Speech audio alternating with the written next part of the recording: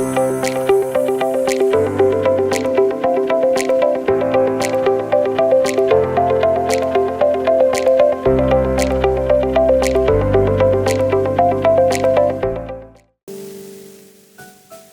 à Jésus. Je rends gloire au Seigneur qui me donne l'opportunité d'être à ce pupitre ce matin.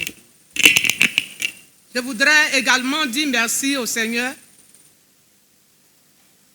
pour le choix qu'il a porté envers moi et dire encore merci au pasteur principal et sa suite pour la confiance placée en moi afin de me donner l'occasion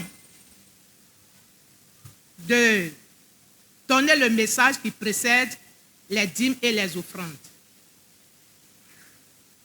Ceci étant, notre exhortation a pour appui Malachie 3, verset 8. Nous allons prendre nos Bibles et lire.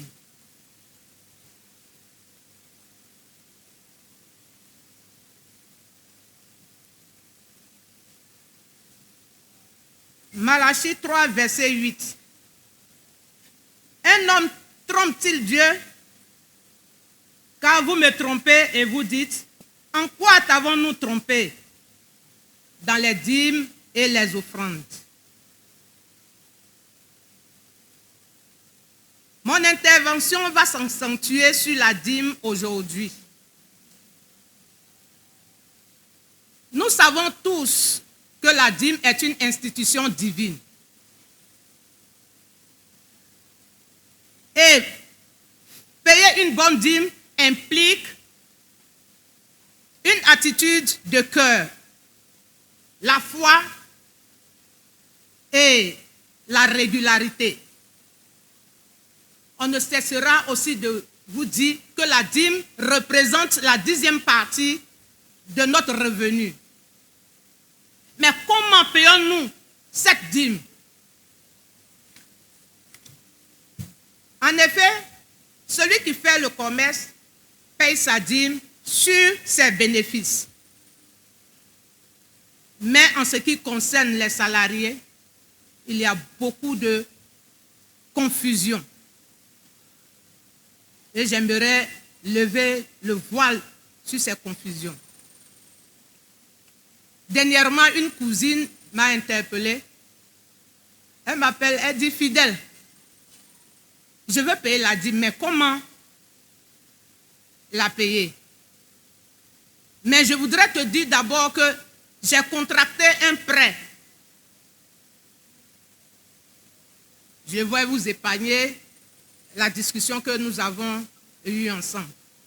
Mais bien aimés, surtout salariés, si nous voulons que notre dîme soit agréée de Dieu, il faut donner la dîme du salaire brut, plus les gains qui sont les indemnités. Et quand nous payons la dîme dans cette dimension, toutes les bénédictions qui sont rattachées viennent sur notre vie. Mais si ce n'est pas le cas, nous avons beaucoup de soucis de tous ordres. Et chacun ici le sait. Dans l'Ancien Testament, Ananias et Saphira ont payé le lourd tribut. Je voudrais encore dire une chose. C'est d'enlever la dîme lorsque vous recevez, dès que vous recevez votre salaire, enlevez automatiquement la dîme avant toute dépense. Et quand c'est fait comme cela, c'est que nous sommes en train de dire à Dieu, ou bien nous sommes en train de placer les intérêts de Dieu sur les nôtres.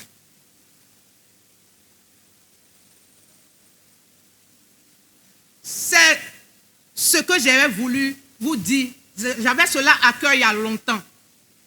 Parce qu'il y a d'autres qui le savent. Mais c'est lourd pour eux de le faire. À cause des dépenses qui sont dans leur maison. Mais nous oublions que les dépenses que nous faisons dans nos maisons, si nous donnons correctement la part de Dieu, le Seigneur va nous aider à éponger ces dépenses. Payons correctement la dîme de Dieu et mettons Dieu au devant de toutes choses. Je voudrais conclure mon intervention avec Matthieu 6, verset 33 qui dit: cherchez premièrement le royaume et la justice de Dieu, et toutes choses vous seront données par-dessus. Soyez bénis au nom de Jésus. Nous allons demander à notre papa ancien de venir confier les dîmes et les offrandes au Seigneur.